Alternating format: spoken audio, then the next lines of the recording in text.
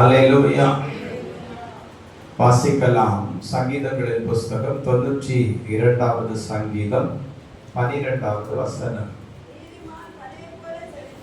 நீதிமான் பனை போல செழித்து லீபனோனில் உள்ள கேதுருவை போல் வளருவான்.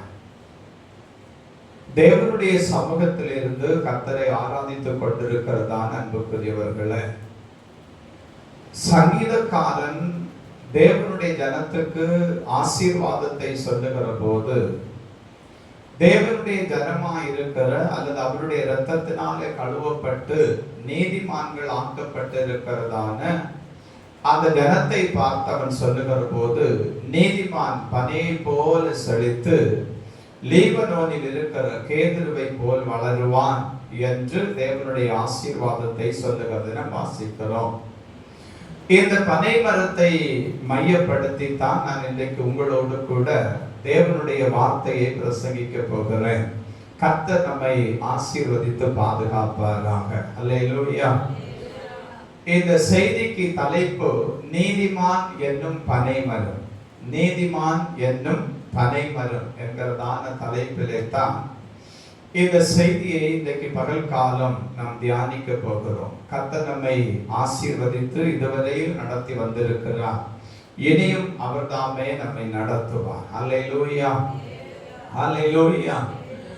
இந்த பனைமரம் அவன் ஸ்தோத்திரம் நாம் எல்லாரும் பார்த்திருப்போம். பார்க்காத ஒருவரும் நம்முடைய திருச்சபையில இருக்காது என்று நான் கிறிஸ்துவுக்குள் விசுவாசிக்கிறேன். பனைமரத்தை பார்த்தது மாத்திரமல்ல, பனைமரத்தில் இருக்கிறதான நொங்கு பதனி எல்லாம் நாம என்ன செய்திருக்கிறோம்னா அருந்தியும் இருக்கிறோம். இந்த பனைமரத்தினுடைய ஒவ்வொரு பகுதிகளையும் வைத்துத்தான் பனைமரத்தினுடைய ஒவ்வொரு பகுதிகளையும் வைத்துத்தான் வேத வசனத்தோடு ஒப்பிட்டு இந்த நீதிமான் என்கிறதான பனைமரம் எப்படிப்பட்டதா இருக்க வேண்டும் என்று நான் உங்களோடு கூட பேசும்படித்தான் ஆவியானவர் தம்முடைய வார்த்தையை எனக்கு தந்தார். ஆண்டவர் மகிமைப்படுவாராக. இந்த பனைமரத்தை குறித்து நமக்கு எல்லாருக்கும் தெரிந்த முதல் செய்தி என்ன அப்படின்னா, இந்த பனைமரம் நேராக வளரத்தக்கதான ஒரு தன்மை உள்ளது. அதுல மற்ற மரங்களை போல கிளைகள் அதிகமாக வருவதே இல்லை. அல்லேலூயா, ஆமென். இல்லையாப்பா, ஆமென், அல்லேலூயா. இது நேராக வளருகிறதான தன்மை உடையது. அப்ப நீதிமான் என்னும் பனைமரம் எப்படிப்பட்டதா வளரணும் அப்படின்னு சொல்லி வேதத்தை திருப்பினா, சங்கீதம் 121 அதனுடைய 1-2 வசனங்கள் என்ன சொல்லுகிறது வாசிக்க கேட்போம். சங்கீதம் 121 அதனுடைய 1-2 வசனங்களை வாசிக்கலாம். எனக்கு ஒத்தாசை வரும் பர்வதங்களுக்கு நேராக என் கண்களை ஏறெடுக்கிறேன். வானத்தையும் பூமியையும் உண்டாக்கின கர்த்தரிடத்திலிருந்து எனக்கு ஒத்தாசை வரும். அல்லேலூயா. இந்த பனைமரம் நேராக வளருகிற ஒரு தன்மை உள்ளது என்று சொல்லி நாம் அறிந்தோம். அப்போ அவன் நீதிமான் என்கிறதான இந்த பனைமரம் அல்லது தேவனுடைய ஜெப வீட்டுக்குள்ளே தேவனால் தெரிந்து கொள்ளப்பட்டிருக்கிறதான தேவ பிள்ளைகளா இருக்கிறதான நாம இந்த பனைமரத்தை போல நேராக வளருகிறவர்களாக இருக்கிறோம். நேராக வளருகிறவர்களாக இருக்கிறோம். அதாவது அவன் ஸ்தோத்திரம், எனக்கு ஒத்தாசை வரும் பர்வதங்களுக்கு நேராக என் கண்களை ஏறெடுப்பேன். வானத்தையும் பூமியையும் உண்டாக்கின கர்த்தரிடத்திலிருந்து எனக்கு ஒத்தாசை வரும். பாருங்க, இந்த பனைமரம் அப்படியே வானத்துக்கு நேராக உன்னதத்துக்கு நேராக வளரத்தக்கதான ஒரு தன்மை கொண்டது. மற்ற மரங்களை பார்க்கிலும் இதற்கு ஒரு விசேஷித்த ஒரு குணாதிசயம் என்ன? அது அவன் ஸ்தோத்திர தேவனுடைய நாமத்தின் மகிமைக்காக ஒரே மரமாக வளர்ந்து போகிறதான ஒரு மரம். இந்த மரம் எப்பொழுதும் என்ன செய்யும் அப்படின்னு சொன்னா, வளைந்து கொடுக்காதபடிக்கு உன்னதத்தை நோக்கியே வளரத்தக்கதான ஒரு தன்மை கொண்டது. அப்போ நீதிமான் என்கிறதான பனைமரமா இருக்கிற நாம எப்பவுமே என்னதான் செய்யணும் அப்படின்னு சொன்னா, இந்த பனைமரத்தை போல உன்னதத்தை பார்த்து தான் வளர வேண்டுமே தவிர ஒரு காலம் தேசத்தை பார்த்து உலகத்தை பார்த்து நம்ம வளரக்கூடாது. அல்லேலூயா. அவன் ஸ்தோத்திர உலகத்தை பார்த்து நாம் வாழ்வோம் என்று சொன்னால், நாம் வளர்ந்து கொண்டிருப்போம் என்று சொன்னால், அந்த உன்னதத்தினுடைய ஆசீர்வாதத்தை, அந்த உன்னதத்தினுடைய நன்மையை, அந்த உன்னதத்தினுடைய உயர்வை நம்முடைய ஆவிக்குரிய ஜீவிதத்திலே ஒரு நாளும் பெற்றுக்கொள்ள முடியாதபடிக்கு நாம் ஒவ்வொரு நாளும் ஏமாற்றப்பட்டவர்களாகத்தான் இருப்போம். இன்றைக்கு தேவனுடைய ஜெப வீட்டுக்குள்ள இருக்கிறதான கர்த்தருடைய பிள்ளைகளுடைய ஆரம்பம் அவன் ஸ்தோத்திரம் உன்னதத்துக்கு நேராக பார்த்து வளர்கிறதான ஒரு அனுபவத்தோடு கூட தான் இருந்தது. ஆனால் அவன் ஸ்தோத்திரம் இந்த ஆவிக்குரிய ஆரம்பம் இப்பொழுது மாமிசத்துக்கு நேராக, உலகத்துக்கு நேராக கிளைகளை தனக்குள்ளே அறிவித்துக் கொண்டு, இதுவும் எனக்கு வேண்டும், கர்த்தர் இதையும் எனக்கு தந்து இப்படியும் என்னை நடத்த வேண்டும், இது உலகத்துக்குரிய காரியம், இந்த உலகத்துக்குரிய காரியத்தை நான் செய்கிறேன், ஆனால் மற்ற நேரத்தில் கர்த்தருக்குரிய காரியத்தில் நான் சரியா இருக்கிறேன் என்கிறதான ஒரு உணர்வை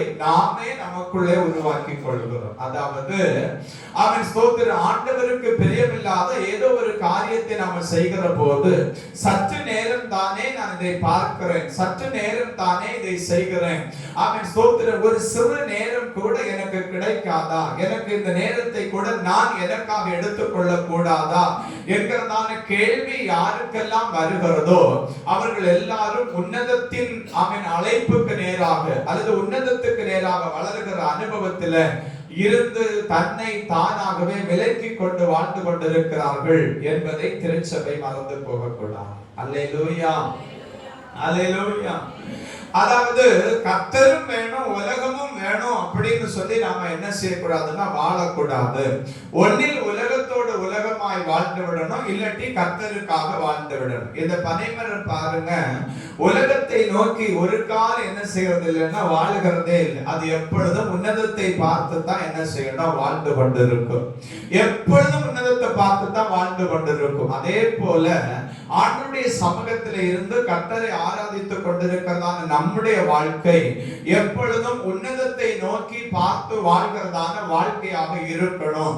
அதுதான் நமக்கு ஆசீர்வாதம். இப்ப நாம ஒரு கேள்வி கேட்கலாம், அப்போ உன்னதத்தை நோக்கி நாங்கள் பார்த்து வாழ்கிறோம், அது சரி, ஆனால் உலகத்தினுடைய ஆசீர்வாதங்கள் எங்களுக்கு வேண்டாமோ? நான் சொல்லுவேன் அன்புக்குரியவர்களே, இந்த பூமியிலே நாம் வாழத்தக்கதான சகல ஆசீர்வாதங்களையும் சேனைகளின் தேவனாகிய கர்த்தர் நமக்கு தருவார். அல்லேலூயா. 40 லட்சம் பேரை இஸ்ரவேலிலே அவன் நடத்தும்படிக்கு ஆரம்பித்ததான தெய்வம், அதாவது எகிப்து தேசத்திலிருந்து இஸ்ரவேலுக்கு நேராக நடத்தும்படிக்கு அவன் சோதர பிரயாண பாதையை உருவாக்கினதான தெய்வம் அந்த 40 லட்சம் பேருக்கான ஆகாரத்தை கருதி வைத்திருந்தார். அல்லேலூயா. 40 லட்சம் பேரையும் பாதுகாக்கும்படிக்கு ஆண்டவர் தம்முடைய தூதனையும் என்ன செய்திருந்தார்னா அனுப்பி இருந்தார். அதே போல தேவனுடைய திருநாமம் மகிமைப்படத்தக்கதாக நம்மை ரட்சித்ததான தெய்வம், நமக்கு பிள்ளைகளை தந்ததான தெய்வம், நாம் அந்த பிள்ளைகளை தேவனுடைய நாமத்தின் மகிமைக்காக தேசத்திலே உண்டாயிருக்கிறதான கல்வி ஞானத்தை கொடுத்து வளர்த்தத்தக்கதான போதுமான ஐஸ்வர்யத்தை, நாமும் நம்முடைய பிள்ளைகளும் சாப்பிடத்தக்கதான ஆகார நன்மைகளுக்கு தேவையானதான ஐஸ்வர்யத்தை, நாம் தேவனுடைய நாமத்தின் மகிமைக்காக ஆசீர்வதிக்கப்படத்தக்கதான ஐஸ்வர்யத்தை கர்த்தர் ஒரு நாளும் குறைவில்லாதபடிக்கு தந்து நம்மை நடத்துவார். அல்லேலூயா, அல்லேலூயா. ஏனென்றால் அவர் நம்முடைய சிருஷ்டி கர்த்தர். அல்லேலூயா. அவர் நம்மை சிருஷ்டித்ததான தெய்வம், அவர் நம்மை தாயின் கர்ப்பத்திலே தெரிந்து கொண்டதான தெய்வம். அந்த தெய்வம் ஒரு நாளும் நம்ம என்ன செய்ய மாட்டார்னா பட்டினி போடவே மாட்டார். அவன் நம்முடைய பிதாவாகிய தாவீது, அவன் ராஜாவாகிய தாவீது சொல்லுகிற போது அவர் சொல்லுவார், நான் இளைஞனாய் இருந்தேன், முதிர் வயது உள்ளவனுமானேன், ஆனாலும் நீதிமானுடைய சந்ததி அப்பத்துக்கு இறந்து தெரிந்ததை நான் காணவில்லை என்று சொல்லி. அல்லேலூயா. ஆதலால் அன்பானவர்களே, நம்முடைய தேவைகள் அனைத்தையும் தேவனாகிய கர்த்தர் நமக்கு சந்தித்து நம்மை ஒவ்வொரு நாளும் அதிசயமாகவும் ஆச்சரியமாகவும் நடத்துவார். அது அவன் அதிகமாய் சேர்க்கிறதுனாலே அதிகமாகி போகிறதும் இல்லை, கொஞ்சமாய் சேர்க்கிறதுனாலே குறைவாய் போகிறதும் இல்லை. பிரைஸ் எல்லாம். அல்லேலூயா. அன்றன்றைக்கு நமக்கு என்ன தேவையோ அதை ஆண்டவராகிய இயேசு கிறிஸ்து நமக்கு தந்து ஒவ்வொரு நாளும் அவர் தம்முடைய நாமத்தின் மகிமைக்காக நடத்துவார். ஆனால் இந்த நீதிமான் என்கிறதான பனைமரம் எப்பவுமே என்னதான் செய்யணும் அப்படின்னா உன்னதத்தை பார்த்து மட்டுமே வளர வேண்டும். அல்லேலூயா. இன்னொரு வசனத்தை கூட நம்ம வாசிக்கலாம். 123வது சங்கீதம் அதனுடைய 2வது வசனத்தை கூட நம்ம வாசிக்க கேட்போம். இதோ வேலைக்காரரின் கண்கள் தங்கள் எஜமான்களின் கையை நோக்கி இருக்குமா போல வேலைக்காரின் கண்கள்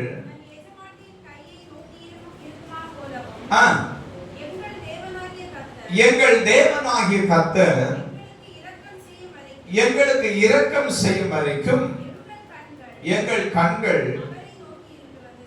உண்மையே அவரையே நோக்கி இருக்கிறது. அல்லேலூயா.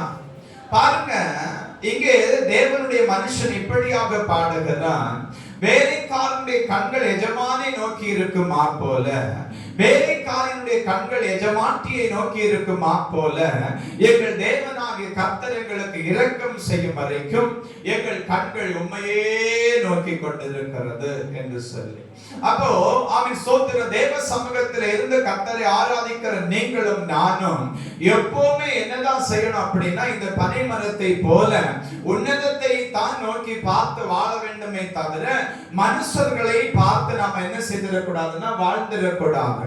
மனுஷர்கள் நமக்கு இன்றைக்கு உதவியா இருப்பார்கள், நாளைய தினத்தில் அவர்கள் அவன் உதவி இல்லாமல் விலகி போவார்கள். இதுதான் மனுஷர்கள். இன்றைக்கு ஒருவரை கொண்டு ஆண்டவர் நமக்கு உதவி செய்வார், நாளைய தினத்தில் வேறொருவரை கொண்டு ஆண்டவர் உதவி செய்வார். அது தேவனுடைய சித்தம், அது தேவனுடைய திட்டம். ஆனால் ஒருபோதும் நமக்கு உதவி செய்கிறதான மனுஷர்களை நம்பி நாம என்ன செய்திடக்கூடாதுன்னா வாழ்ந்திடவே கூடாது. நாம எப்பவுமே தேவனை நோக்கி பார்த்து தான் வாழ வேண்டும். அல்லேலூயா, அல்லேலூயா. மாத்திரமல்ல, மனுஷர்கள் நமக்கு உதவி செய்கிறதை சொல்லி காண்பிப்பார்கள். 100 விசை அல்ல 101 விசை சொல்லி காண்பிப்பார்கள். நமக்கு என்ன செய்தாலும் நமக்கு அவன் சோதனை எப்படிப்பட்ட ஆசீர்வாதத்தை தந்தாலும் சொல்லி காட்டி நம்மை குற்றப்படுத்தாத ஒரு தெய்வம் உண்டு என்று சொன்னார் ஆண்டவராக இயேசு கிறிஸ்து மாத்திரமே. அல்லேலூயா. அதனால தேவனுடைய சமூகத்தில் இருக்கிறதான கர்த்தருடைய பிள்ளைகள், நீதிமான் என்கிறதான பனைமரமா இருக்கிறதான நீங்கள் எப்பொழுது உன்னதத்தையே நோக்கி பார்த்து தான் வாழணும். உன்னதத்தையே நோக்கி பார்த்து தான் வாழணும். உன்னதத்தை நோக்கி பார்க்கிற போது தான் தேவனுடைய விலையேறப்பெற்ற நாமத்தின் மகத்துவமான ஆசீர்வாதங்களை, மகத்துவமான நன்மைகளை நீங்கள் பெற்றுக்கொள்ள முடியும். ஆதலால் மனுஷர்கள் பார்வையில சிலர் நினைக்கலாம், நானே காலையில் இந்த அக்கா வீட்டுக்கு போனா ஏதாச்சும் எனக்கு உதவி தருவாங்களே அப்படிங்கறதான எண்ணம் உங்களுக்கு வரலாம். என்னுடைய சகோதரிடத்தில் நான் போன் போட்டு சொல்லுகிற போது, என்னுடைய குடும்பத்தின் சூழல்களை சொல்லுகிற போது அவள் எனக்கு வேண்டியதான நன்மையை தருவாளே அப்படிங்கறதான எதிர்பார்ப்பு உங்களுக்கு இருக்கலாம். ஆண்டவருடைய சமூகத்தில் என்று நான் உங்களுக்கு சொல்லுகிறேன், அப்படிப்பட்டதான எதிர்பார்ப்பு இருக்கிறதான இருதயம் உங்களை விட்டு முதலாவது விலகட்டும். உங்கள் எதிர்பார்ப்பு எல்லாம் கர்த்தர் எனக்கு வேண்டியதை தருவார் என்கிறதாகவே இருக்கணும். அல்லேலூயா, அல்லேலூயா. நம்மை அழைத்த ஆண்டவர், நம்மை தெரிந்து கொண்டதான ஆண்டவர், நமக்கு வாக்கு பண்ணி இருக்கிறதான தேவன் நம்மை ஒருபோதும் என்ன செய்ய மாட்டார்னா ஏமாற்றவே மாட்டார். நாம் தான் பல விசை அவரை ஏமாற்றி இருக்கிறோம். நாம் தான் பல விசை ஆண்டவரை ஏமாற்றி இருக்கிறோம். வார்த்தையினாலே நாம் தேவனை ஏமாற்றி இருக்கிறோம், பொருத்தனைகளிலே தேவனை ஏமாற்றி இருக்கிறோம், காணிக்கையிலே கர்த்தரை ஏமாற்றி இருக்கிறோம், பிரதிஷ்டையிலே தேவனை ஏமாற்றி இருக்கிறோம். இப்படி எத்தனையோ விதத்திலே நாம் ஆண்டவரை ஏமாற்றுவதற்கு பிறகும் தாயுள்ளத்தோடு கூட நேசிக்கிறதான ஒரு தெய்வம் உண்டு என்று சொன்னார். அவர் ஆண்டவராக இயேசு கிறிஸ்து மாத்திரமே. அந்த தெய்வம் இன்றைக்கு பகல் காலமும் உங்களையும் என்னை பார்த்து சொல்லுகிறதான ஒரு செய்தி, நீங்கள் என்னை நோக்கி பாருங்கள் என்பது. அல்லேலூயா, அல்லேலூயா. அப்ப முதலாவது இந்த பனைமரம் நேராக வளர்கிறதான தன்மை உள்ளது. அப்ப நீதிமான் என்கிறதான பனைமரமா இருக்கிற நாமும் வளைந்து வளைந்து வளராதபடி நேராக வாழும்படியே வளரும்படியே அழைக்கப்பட்டிருக்கிறோம். அல்லேலூயா. இரண்டாவதாக எரேமியா தீர்க்க தரிசன புஸ்தகம், ஏசாயா எரேமியா தீர்க்க தரிசன புஸ்தகம் 17வது அதிகாரம் அதனுடைய 8வது வசனத்தை நாம் வாசிக்க கேட்போம்.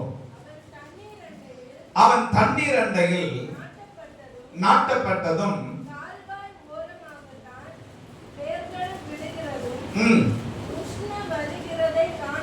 உஷ்ணம் வருகிறதை காணாமல் இலை பச்சையா இருக்கிறதும் மழை தாழ்ச்சியான வருஷத்திலும் வருத்தமின்றி தப்பாமல் கனி கொடுக்கிறதுமான மரத்தை போல் இருப்பான். அல்லேலூயா. எடுத்துட்டீங்களா? எரேமியா 17வது அதிகாரம் 8வது வசனம். எரேமியா 17வது அதிகாரம் 8வது வசனம். இன்னொருத்தர் சங்கீதங்களின் புஸ்தகம் 1வது அதிகாரம் 3வது வசனத்தை நாம் வாசிக்க கேட்போம். அவன் நீர் கால்களின் ஓரமாய் நடப்பட்டு தன் காலத்தில் தன் கனியை தந்து இலை உதிராதிருக்கிற மரத்தை போல் இருப்பான். அல்லேலூயா. இரண்டாவதாக இந்த பனைமரத்தினுடைய வேர், பனைமரத்தினுடைய வேர் பாருங்க பூமியில அப்படியே படர்ந்து இருக்கும். அதற்கு பனைமரத்திற்கு ஆணி வேர் கிடையாது, ஆணி வேர் கிடையாது. பனைமரத்திற்கு ஆணி வேர் கிடையாது. பக்க வேர்களினால அது பூமியை இறுக்க பற்றி வளருகிறதான தன்மை உடையதுதான் பனைமரம். இந்த பனைமரம் அவன் என்ன செய்வான் அப்படின்னு சொன்னா, அவன் ஸ்தோத்திரம் மகா வறட்சியான காலத்திலும் மகா வறட்சியான நேரத்திலும் அது இலையுதிராது இருக்கிறது மாத்திரமல்ல, அது நன்மைகளை ஆசீர்வாதங்களை என்ன செய்யுமா தனக்குள்ளே வெளிப்படுத்தி கொண்டு வாழுமா. Price the lord. ஹல்லேலூயா. தேவனுடைய திருநாமம் மகிமைப்படுவதாக. அப்போ இந்த நீதிமான் என்கிறதான பனைமரம் என்ன செய்யணும் அப்படின்னு சொன்னா, கிறிஸ்துவுக்குள் வேர் போட்டால் ஒழிய ஒருபோதும் என்ன செய்ய முடியாதுன்னா கனி தர முடியாது. கிறிஸ்துவுக்குள் வேர் பற்றினால் மாத்திரமே நீங்களும் நானும் ஆண்டவருடைய நாமத்தின் மகிமைக்காக கனி தர முடியும். மற்றபடி ஒரு காலம் கனி தர முடியாது. அதாவது கிறிஸ்துவுக்குள் எப்படி நாங்கள் வேர் பற்றுகிறது என்று சொல்லுகிற ஒரு கேள்வி உங்களுக்கு வரலாம். அன்புக்குரியவர்களே, நேற்றைய தினத்தின் இரவிலே கூட அந்த செய்தியை தியானித்து எல்லாம் எழுதி வைத்துவிட்டு மறுபடியும் ஏதாகினும் இந்த பனைமரத்தை குறித்து நான் அறிய முடியுமோ என்று சொல்லி நான் மறுபடியுமாக அவன் ஸ்தோத்திரம் இந்த வேத புத்தகத்தை திருப்பிக் கொண்டிருந்த போது ஒரு காரியத்தை, ஒரு சரித்திரத்தை நான் அறிந்து கொள்ள முடிந்தது. இந்த பனைமரம் பாருங்க, சுழல் காற்று தேசத்திலே உண்டாகிற போது முதல் காற்றிலேயே தென்னை மரங்கள் கொண்டையிலிருந்து ஒடிந்து விழுந்து விடும். சுழல் காற்று அடிக்கிற போது மரங்கள், அநேக மரங்கள் என்ன செய்யுதுன்னா முறிந்து விழுகிறது. ஆனா அவன் ஒருபோதும் இந்த பனைமரம் வந்து என்ன செய்யாதான்னா முறிஞ்சு விழவே விடாது. Praise the lord. ஹல்லேலூயா. ஒருபோதும் இந்த பனைமரம் வந்து சுழல் காற்றில் என்ன செய்யாதான் முறிஞ்சு விழாதான். மாத்திரமல்ல, அந்த பனைமரத்தை குறித்து ஆராய்ச்சி செய்கிறதான மனுஷர்கள் எழுதி இருக்கிறாங்க. ஒரு வார காலம் தொடர்ந்து அந்த புயல் அதிகரித்துக் கொண்டே இருக்குமானால் மட்டுமே அந்த பனைமரம் சாய்மை தவிர மற்றபடி ஒரு காலம் அந்த பனைமரம் சாய்ந்து கீழே விழாது அப்படின்னு சொல்லுகிறாங்க. அல்லேலூயா. அப்ப தேவனுடைய சமூகத்தில் இருக்கிறதான அன்புக்குரியவர்களே, ஆண்டவருடைய நாமத்தின் மகிமைக்காக நீங்களும் நானும் வாழும்படி அழைக்கப்பட்டிருக்கிறோம். நாம நினைக்கிறோம் அநேக நேரத்தில், ஐயோ எனக்கு நேராக வீசிக்கொண்டிருக்கிறதான புயல் காற்று என்று சொல்லி. அந்த புயல் காற்று நம்மை பலவந்தம் செய்யத்தான் செய்கிறது. ஆனால் அந்த புயல் காற்றின் மத்தியிலே நமக்கு புகலிடமாக இயேசு இருக்கிறபடினால உலகத்தின் பார்வையிலே, மனுஷர்களுடைய பார்வையிலே, நியாயாதிபதிகளின் பார்வையிலே நாம் சாய்ந்து போனோம் என்று சொல்லி அவர்களுக்கு தெரிந்தாலும் இன்றளவும் தேவனுடைய நாமத்தின் மகிமைக்காக நிமிர்ந்து நிற்கவே கர்த்தர் நமக்கு உதவி செய்திருக்கிறார். அல்லேலூயா.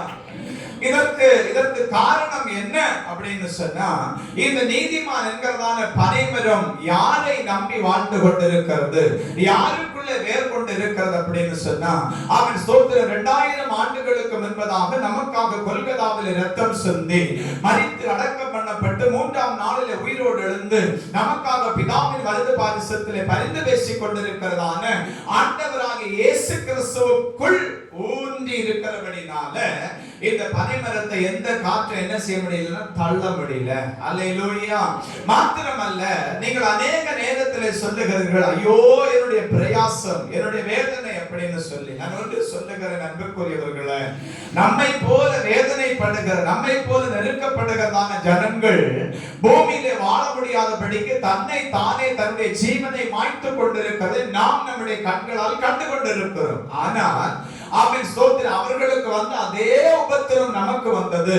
நாம் அழிந்து போகாதபடி தேவனுடைய நாமத்தின் மகிமைக்காக ஜீவனோடு தேவனுடைய ஜெப வீட்டில் இருந்து இன்றைக்கு பகல் காலம் கர்த்தருடைய வார்த்தையை கேட்டுக்கொண்டிருக்கிறோம் என்று சொன்னால் நம்முடைய சாரமானது கிறிஸ்துவிலே வேறு கொண்டு இருக்கிறபடினால, நம்முடைய ஆமென் ஸ்தோத்திரம் இருதயமானது கிறிஸ்துவுக்குள் வேறு கொண்டு இருக்கிறபடினாலே தான் நாம் சாய்ந்து போகாதிருக்க கர்த்தர் நமக்கு உதவி செய்திருக்கிறார்.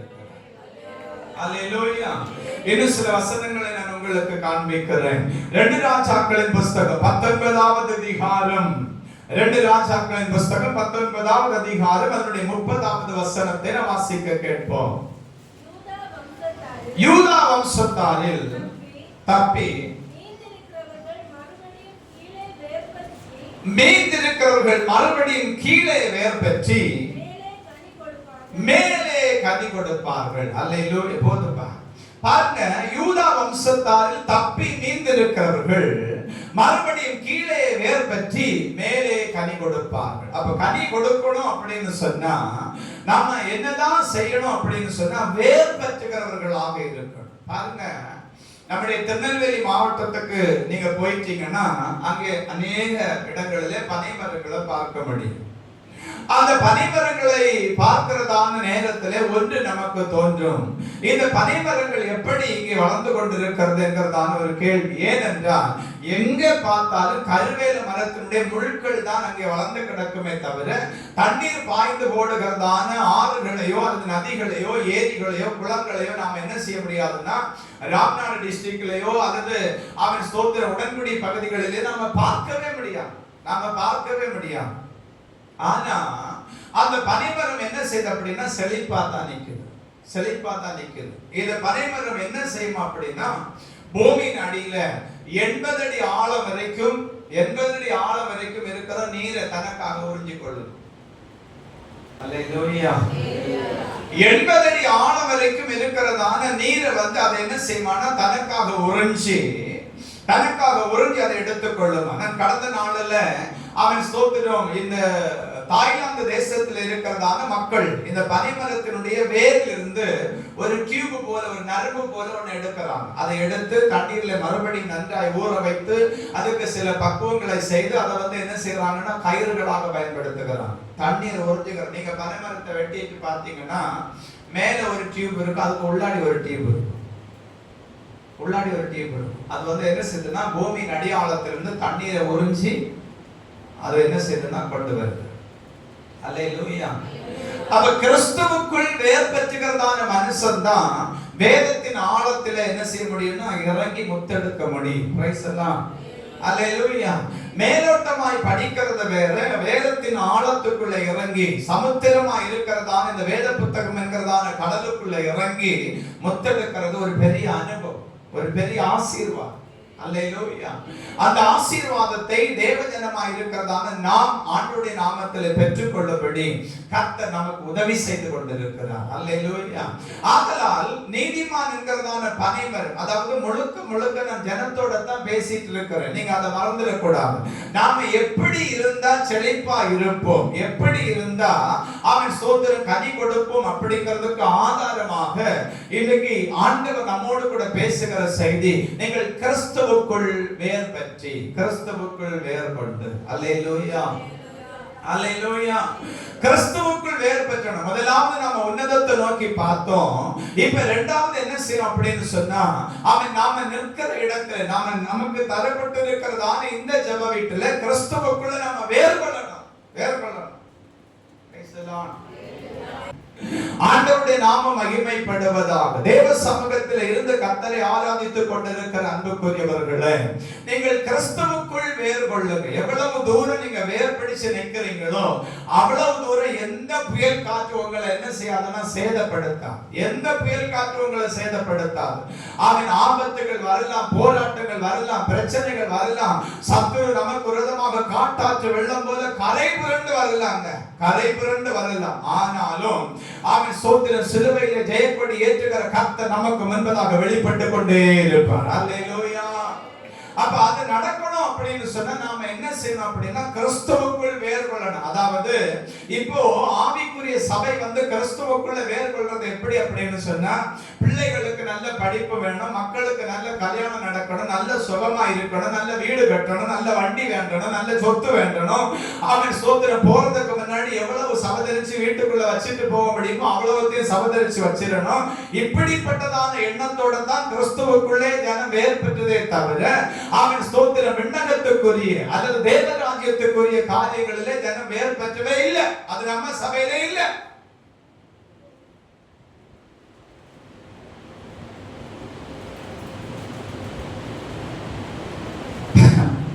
Price the lord. ஹalleluya. எப்படி ஆகினும் என்ன செஞ்சிரணும் அப்படின்னு சொன்னா ஒரே ராத்திரி கொண்டு கோடீஸ்வரன் ஆகிடலாமா அப்படிங்கறதான நினைப்பு தான் இருக்கே தவிர அவன் கிறிஸ்து வருகிற போது உத்தம மனவாட்டியாய் அவருடைய வருகையை எதிர்கொண்டு போக வேண்டும் என்கிறதான அந்த தனியாத தாகத்தோடு கூட கிறிஸ்துவின் வசனத்திலே வேரூன்றி இருக்கிறதான ஜனங்கள் எத்தனை எத்தனை இன்னைக்கு ஏன் நம்ம சபையில சொல்ல முடியுமா? இப்ப ஆண்டவர் வெளிப்பட்டுட்டார்னா நான் கரைத்துறை இல்லாத அவன் சோத்திர சுத்தமான மனவாட்டியா இருக்கிற ஆண்டவர் இப்ப வெளிப்பட்ட தேவனை எடுத்துக்கொள்வார்ங்கிறதான நம்பிக்கை இருக்குது அப்படின்னு சொல்லி நம்முடைய இதயத்துல கை வச்சு நம்ம எத்தனை பேர் சொல்ல முடியும்?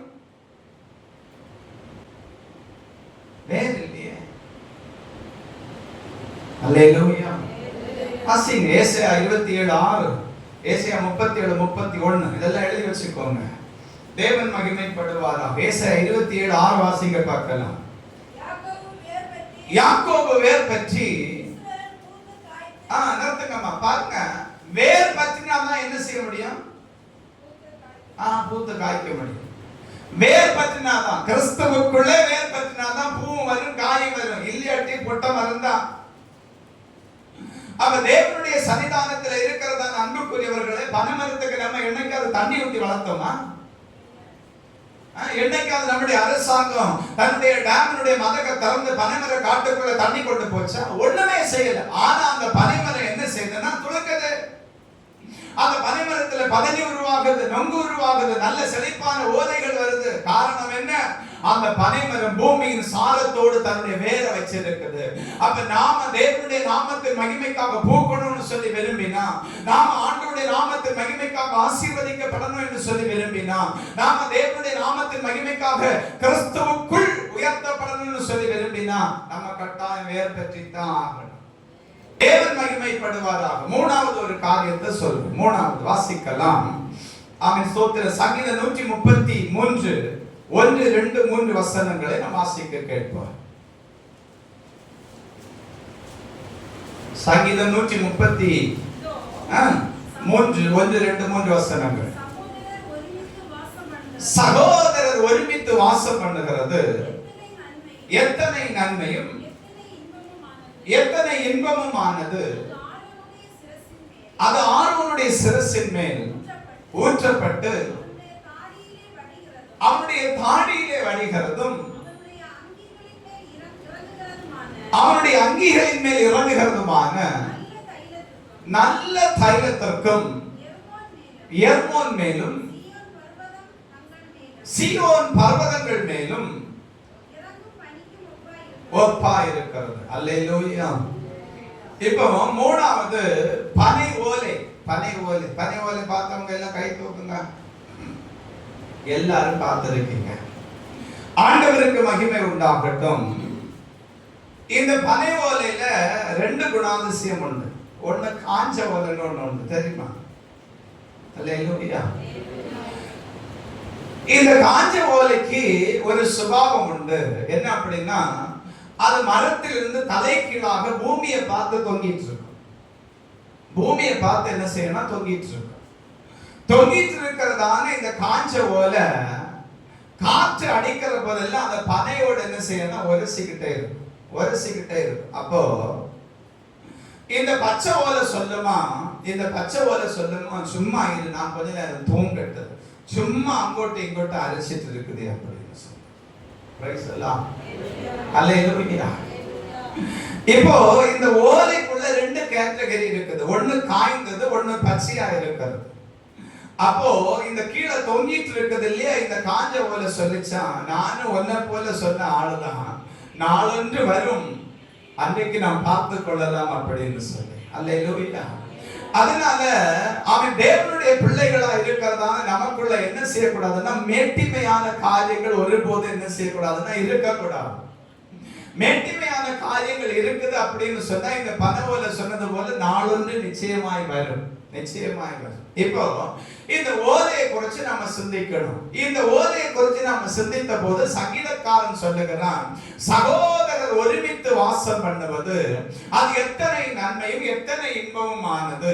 அது ஆரோனுடைய சிரசிலே ஊற்றப்பட்டு அவனுடைய அங்கிகளிலே வழிகிறதும், அவன் ஸ்தோத்திர எர்மோன் மேலும் அவன் சீயோன் பர்வதங்கள் மேலும் இறங்குகிறதான பனிக்கும் ஒப்பா இருக்கிறது அப்படின்னு சொல்லி. அப்போ இந்த பனை ஓலையை நல்லா பாத்தீங்கன்னா, ஒவ்வொரு ஓலையும் ஒன்னோடு ஒண்ணு என்ன செய்யணும்னா ஜாயின் ஜாவியே இருக்கும். பிரைஸ் எல்லாம். நம்ம ஊர்ல ஒரு பழமொழி சொல்லுவாங்க, ஊரு 2 பெட்டா கூத்தாடிக்கு கொண்டாட்டம். இப்ப ஊரு 2 பெடுதோ இல்லையோ, நம்ம வீடு 2 பெட்டு இருக்கிறதுனால கூத்தாடிக்கு நல்ல கொண்டாட்டமா இருக்கு. சொல்லுங்க அல்லேலூயா. பிரைஸ் எல்லாம். நம்ம வீடு இப்ப 2 பட்டு இருக்கிறபடினால பனை ஓலையா இருக்கிற, அதாவது தாயாய் பிள்ளையாய் சகோதரனாய் மனைவியாய் புருஷனாய் வாழ வேண்டியதான நாம அவன் ஒரு மனதோடு ஐக்கியப்பட்டு சகோதரர்களாக ஒருமித்து கிறிஸ்துவுக்குள்ளே வாழாததுனால நம்ம வீடு இப்ப 2 பட்டு கிடக்குது. அதனால கூத்தாடி கொண்டாடிக்கிட்டே இருக்கிறது. கூத்தாடி யாரு? பிசாசு. அல்லேலூயா. நம்ம வீடு ஒருமனப்பட்டு நிக்க முடியாததுனால அவன் ஸ்தோத்திரம் ஒருவர் மாத்திரம் தேவ சமூகத்தில் ஜெபிக்கணும் அப்படின்னு சொல்லி பிரயாசப்பட, மற்றுள்ள 4 அந்த ஒருவருடைய ஜெபத்தையும் கலைக்கும்படிக்கு பிரயாசப்பட்டு கொண்டிருக்கு. பிரைஸ் எல்லாம். அல்லேலூயா. நான் மாத்திர தேவனுக்காக வாழணும் அப்படின்னு சொல்லி வைராக்கியம் பாராட்ட, எனக்கு வீட்டுக்குள்ள இருக்கிற மத்த 4 சேர்ந்து எனக்கு வைராக்கியத்தை கெடுக்கிறதுக்கு போராடி கொண்டிருக்கிற ஒரு கூத்தாடி தான் நம்ம வீட்டுக்குள்ள இருந்து கிரியை செய்து கொண்டே இருக்கிறோம். இதுக்கு காரணம் என்ன அப்படின்னா, தேவ சமூகத்தில் நிற்க வேண்டும் என்று சொல்லி நினைக்கிறதான என் குமாரனோடு அல்லது என் தகாயோடு அல்லது என்னுடைய பிள்ளையோடு நான் தோள் கொடுக்காததே காரணம். ஆமா சொல்றோம், பிசாசு வீட்டை அழிச்சிட்டான் பாஸ்டர். பிசாசு நீ தான், வேற யாரு?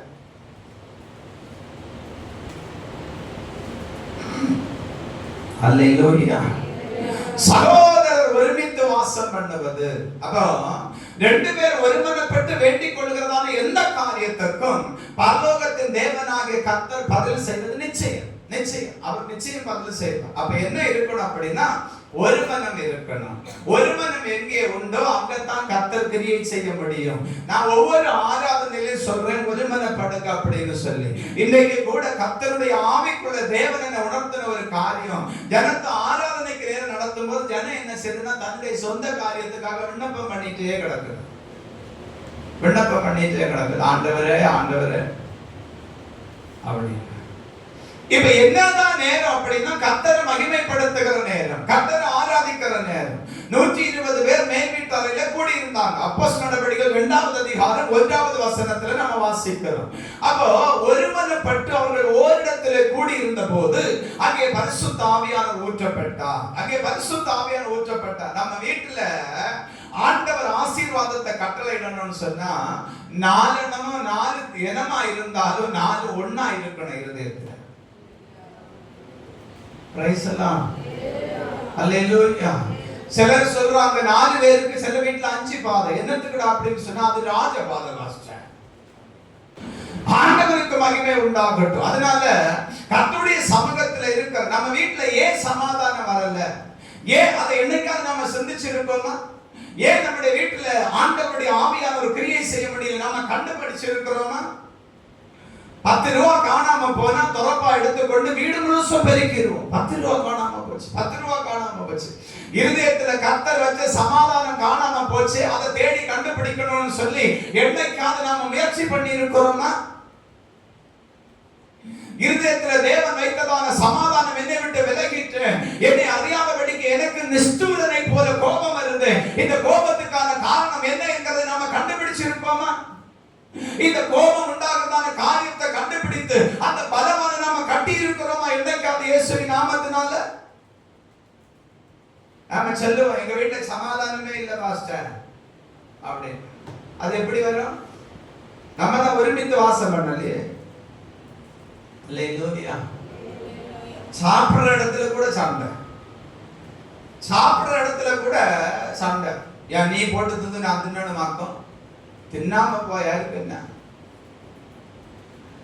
இன்னைக்கு அன்பு பாராட்டி போட்டு தர்றதுக்கு ஆள் இருக்கு, நாளைக்கு போட்டு தர்றதுக்கு ஆள் இல்லாத காலத்துல நீ நினைப்ப கட்டாய், அன்னைக்கு என் பிள்ளை எனக்கு போட்டு தரேன்னு சொன்னா, எனக்கு அம்மா வந்து எனக்கு ஆகாரத்தை போட்டு தரேன்னு சொன்னா, நான் நீ போட்டு தந்து நான் தின்னணுமான்னு கேட்டேன். இன்னைக்கு நான் விரும்புறேன், அது எனக்கு கிடைக்கலன்னு சொல்லி நீ அழகிற கட்டாயம் உனக்கு வரும். ஆண்டவர் மகிமைப்படுவாராக. தேவனுடைய சமூகத்தில் இருந்து கர்த்தரை ஆராதிக்கிற அன்பு பிள்ளைகளுக்கு நான் சொல்லுவேன், அம்மா அப்பா ஆகாரத்தை போட்டு தரும்போது கட்டாயம் கை நீட்டி அதை வாங்கி சாப்பிடுங்க. அவன் கொண்டு வச்சிட்டு போ. என்னதோ இவனை தொடர்ல கட்டி இருக்கிறது மாதிரியும் மனசிலாச்சா? இவன் என்னத்துல கட்டி இருக்கு? ஆமா, அவங்க தூரம் வச்சிட்டு போகாம இருந்தா இவன் ஒரு கடி கடிச்சிருது மாதிரியும். ஒருமித்து வாசம் பண்ணணும். ஒருமித்து வாசம் பண்ணினாதான் அந்த வீட்டுல சமாதானம். அந்த வீட்டுல புருஷனும் மனைவிக்குள்ளும் தெய்வீக உறவு இருக்கணும், பிள்ளைகளுக்குள்ள தெய்வீக உறவு இருக்கணும். அம்மாமார் இருந்தா அந்த அம்மாமாரும் பிள்ளைகளும் மருமக்களும் சேர்ந்து தெய்வீக உறவோடு கர்த்தருடைய நாமத்திலே வாழணும். அதுக்கு தான் சகோதரர் ஒருமித்து வாசம் பண்ணது. அப்படி வாசம் பண்ணாதான் ஆரோனுடைய சிரசிலே ஊற்றப்பட்டது போல இருக்கும். இல்லாட்டி இருக்காது, இல்லாட்டி இருக்காது. அல்லேலூயா. அப்ப நீதிமான் என்கிறதான பனை வரும். முதல்ல என்ன செய்யணும்? உன்னதத்தை நோக்கி பார்க்கணும். இரண்டாவது கிறிஸ்துவிலே வேர் கொள்ளணும். மூன்றாவது ஐக்கியப்படணும், சபையில ஐக்கியப்படணும். முழங்கால் படிங்க.